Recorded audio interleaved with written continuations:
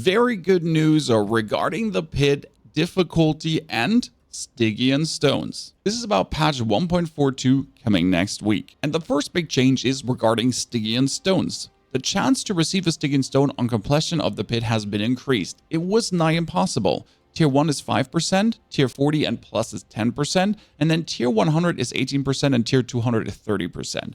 Not sure why they would add that, because no one is doing Tier 200s ever. 150 is the highest. But Tier 100 now being 18% is great. And it's kind of funny, because I told people that doing a Tier 99 is all they should ever do.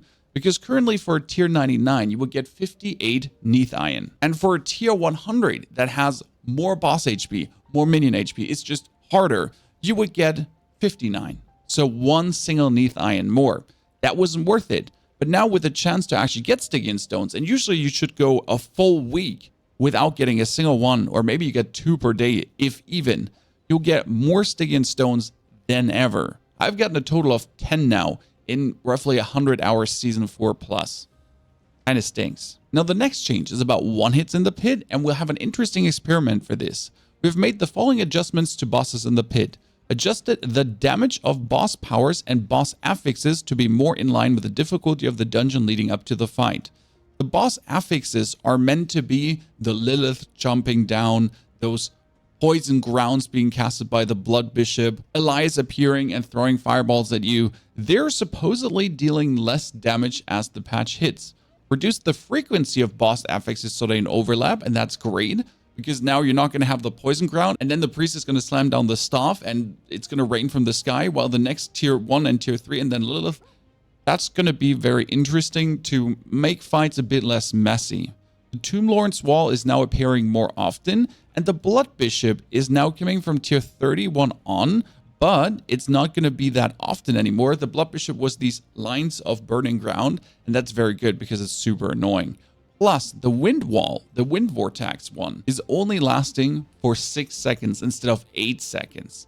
Very annoying when these vortexes keep following you like forever. With a big quality of life thing at the end, the selection for the pit tier will now default to the last completed tier instead of the highest available tier. Yeah, thank you. Because if I'm farming 100s, I don't want to do between every tier the scroll up 100 and then, you know, do it again. Just save that for me. What experiment are we going to do now? Well, we got a character with 39,860 HP. So what would it take to actually survive a boss one shot in a tier 89 dungeon? Because a tier 89 dungeon, I can relatively easy go through, right? No problems.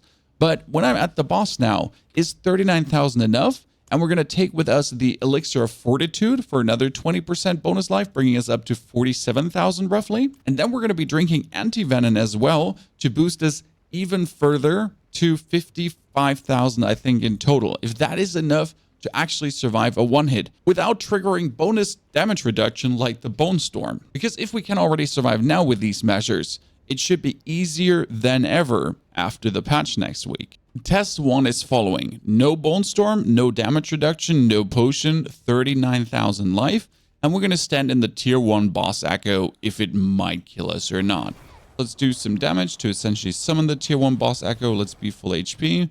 That's an Elias, so hit me with... Ah, shit. I need to actually get hit by one of those fireballs. Like, we need him to summon again. Ah, yeah, here. So let's try to catch a fireball. Ah!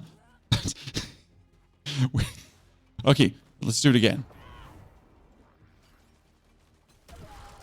Kills us.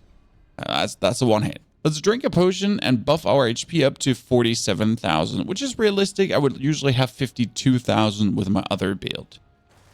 Again, no damage reduction because, well, most damage reduction doesn't work against the boss echoes anyways, right?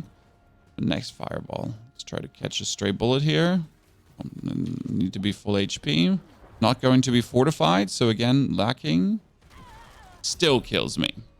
The question's asked. Now, next step would be putting on the Elixir of Anti-Venom. So that brings me up to 57,000 or 62,000 if I had all the HP from the other build, all the gear from the other build. Now, we can still try that out with Bone Storm when we have like the 20% damage reduction going on. Okay, there's the next one. Oh, Elias. Elias. Where is shooting things, you know?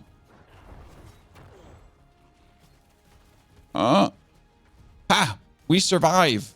8,000 HP left. So 49,000 HP is like a breakpoint. Let's see if we can do another one. Okay, so there is survival possible to the tier 1s. Okay, we need one more.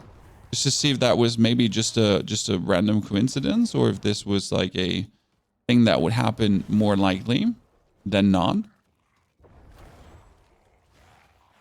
Okay, Elias.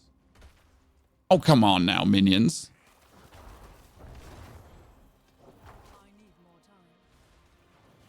Yeah, we got this. We got this. Again, survival. So it is possible.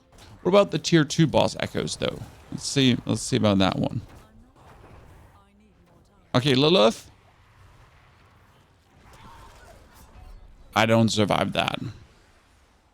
Unlucky, but I guess that one can be dodged. Okay, that was interesting. We can actually survive already. That's quite nice. And during the fights, I said something along the lines that damage reduction is useless, because it is to a degree. This damage reduction from the Bone Storm works against the boss affixes, against the boss echoes, but my Decrepify doesn't work. So that's another 26% damage reduction. If I cast this now on the boss itself does less damage to me. But the boss echo, the Elias, the bishop, anything, does not do less damage for me. And the same goes for an item like the Blood Moon Breaches.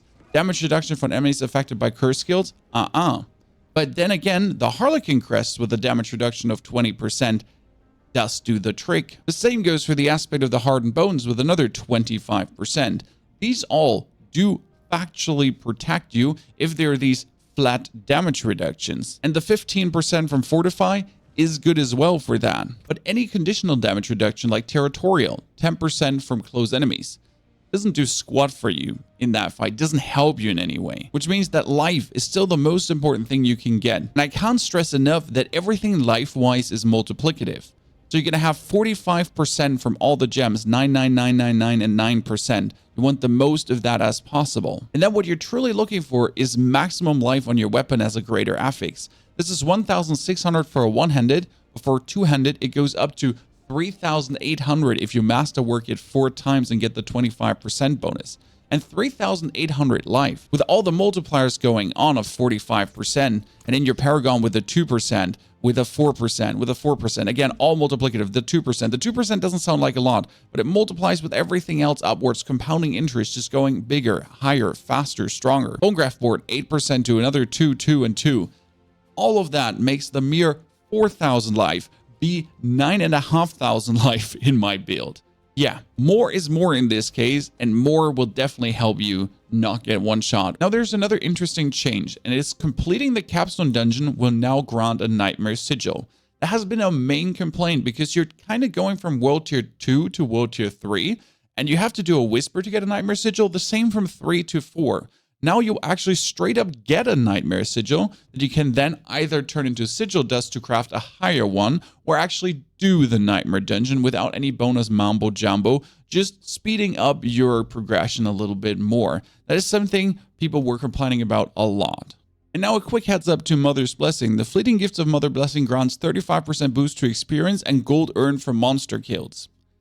That one does not boost your Tree of Whisper experience and gold gained. That's a shame, but still 35% is great. It's going to change to 25 and 50 in a couple of days, and it will be available for 20 days from this video on. So level up your characters. It's going to be faster than ever because this is multiplicative with all the other XP gains. Still unsure what to level? Heartseeker Rogue, 1 to 100 guy plus endgame, absolutely shredding. Uber Lilith, Tormented, 3 minutes and below for the Rift tier 100, broken. We'll also be leveling up that beautiful Druid in the next couple of days in the live stream, so have an eye on that one as well, because 35 bonus XP should allow us to get to 100 in under 8 hours.